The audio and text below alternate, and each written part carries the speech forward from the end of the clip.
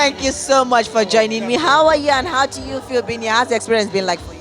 I'm doing okay. I'm doing great. It's a fantastic experience, and I love this. I can't wait to have a repeat of this. This is actually my first time attending a gaming conference, and I've enjoyed every bit of it. It's been amazing. Talking about enjoying it, you were on a panel section yesterday, and the conversation was around responsible gaming and what operators and regulators are doing to combat this issue, how they are working together with a perfect synergy to combat these issues. So, what would you say are the things that PowerLotto has put in place to be able to combat these issues of responsible gaming and also identify it amongst their customers and users? Okay. Thank you so much for that question. At PowerPlay, because we are community oriented, we actually lay a lot of emphasis on responsible gaming. Yes, I have to admit that making money and making profit and breaking even in a business is very key. But for us, we've laid a lot of emphasis on responsible gaming. Now, part of what we have done is one, we have ensured that we don't have underage gamers. Now, you will agree with me that majority of online gamers in Nigeria are teeming youths. So that brings us to the issue or the question of how do you make sure that everybody that is playing on your platform is of age? Now, what we have done basically is number one, we warn our customers on every advert we do on our website. We try to inform them that you're not supposed to take part in this except you are above the age of 18. That is one. And then one other thing we do, we don't always make this gaming look all attractive. It's fun, yes, but we also warn people about the dangers of gaming. Now, why we do this is because we don't want people getting addicted. Now, one other thing that you might want to ask me is how do we now curb addiction? Okay, fine.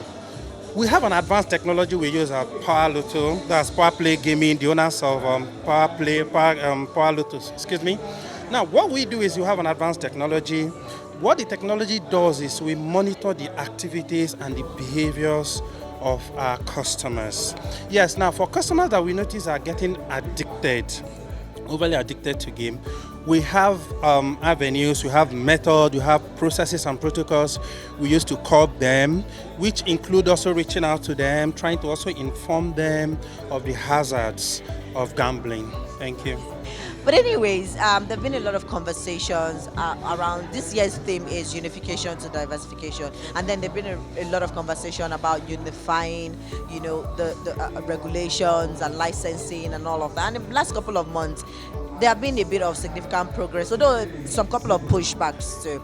But how do you think this initiative is going to benefit the industry from both the operators and regulators' part? Okay, it's actually a good one if you ask me. I'm 100% in support of that. With unification, we tend to operate with one unified law, which makes it a lot easier to interpret, makes it a lot easier to adhere to.